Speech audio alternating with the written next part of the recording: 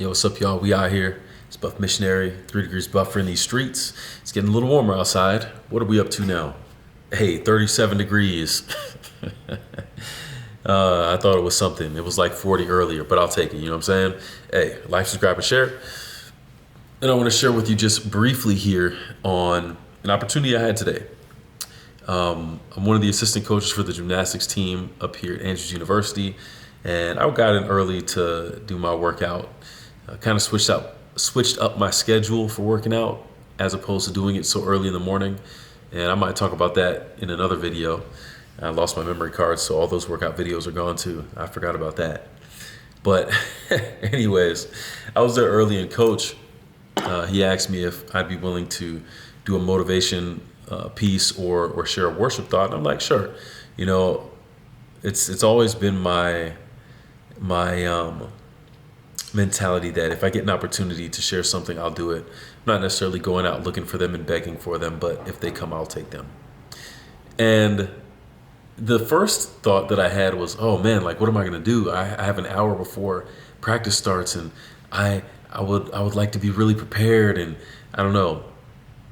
Then I kind of stopped and just prayed, and I realized, wait a second, there's all this really cool stuff I've been learning in Galatians that would be a really awesome but short worship thought for the team. So sure enough, based it on that and tied it into gymnastics. And the short of it was, I started with the question, what makes a good Christian? And there were a lot of really good things thrown out there. Somebody said love. Somebody said forgiveness. Somebody said like treating others well. Somebody said there were a bunch of things along those lines, right? And one of the team actually threw out something that was super close to where I was going with it. And she said, knowing that we're insufficient. And when you look at Galatians, when you look at the law that brings a curse compared to the changeless promise of Christ, and you wonder then what is the purpose of the law? That's what Paul told us the purpose was to make us realize how insufficient we are and that we are in need of someone greater than us. So I gave her a shout out for pretty much getting the point of my worship from the jump. But, we still went through it, and I wanted to identify that, we're told to love and forgive and do all these other things, but these things become the measuring stick. These things become the standard. So I say, if I'm doing this to this level, then I can check that box. And yet we're told that the law brings a curse. So why would I keep doing something that's only going to bring me a curse? And on the flip side, did Jesus come to do away with the law? No, he said he came to fulfill the law. So it's not that he's throwing it aside, but he's recontextualizing us. He's recontextualizing it for us. And so when we look at the promise that's all inclusive for everyone, what it does is the promise gives us the thing to look forward to in faith that the law is telling us we need if we want to be able to live up to it. So instead of chasing after the standard and becoming better to try to meet the standard of the law, we look to Christ, and when we accept him, we become the sons and daughters of God. It's because of him that the good things happen and that we're able to live up to a standard. But it's not because of us, it's because of him. And then I asked the question, well, what makes a good gymnast? Is it the works? Is it the effort?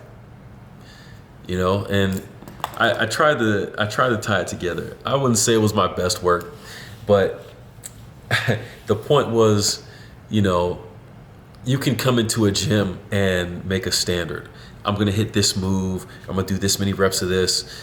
And if we focus on either our success or our failure in regard to that standard, we're missing the boat on both ends. If I choose to dwell on my success, then, oh man, I did that. It's about me. But if I choose to dwell on my failure and falling short of that, then it's, oh man, I'm trash. I suck. I'm never going to get good. All this kind of thing. But both of those missed the mark.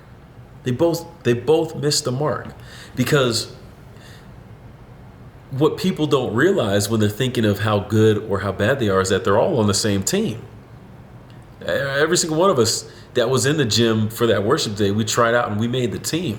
So being on the team already, you have the promise of being on the team because you are on the team.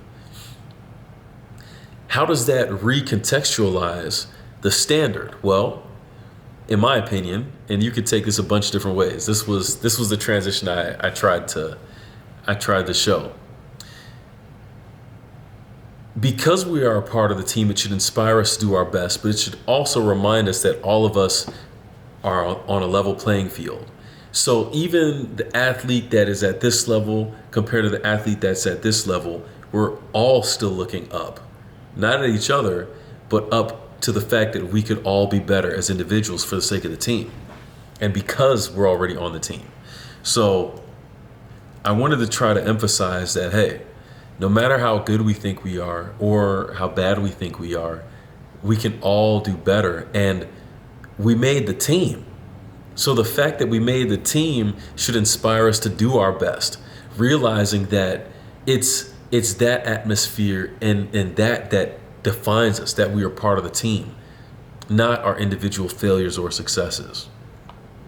So the cool thing about it, the reason I say like I felt a little rusty being put on the spot is I haven't given a worship in a while, even though I really love to do it.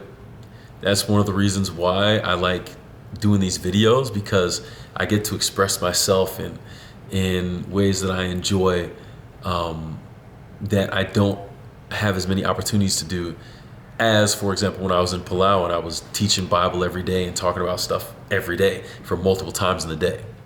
So I miss those times, and being able to do it here for a few minutes, it was pretty cool, and it was a good callback for sure. And I just hope they got the point.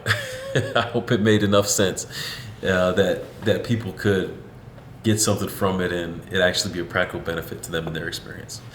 But yeah, gymnastics, man, I love it. So many lessons there. Just like the weight room, it's amazing. And I'll talk about some of those later. But for now, I'm out. Good night. Peace.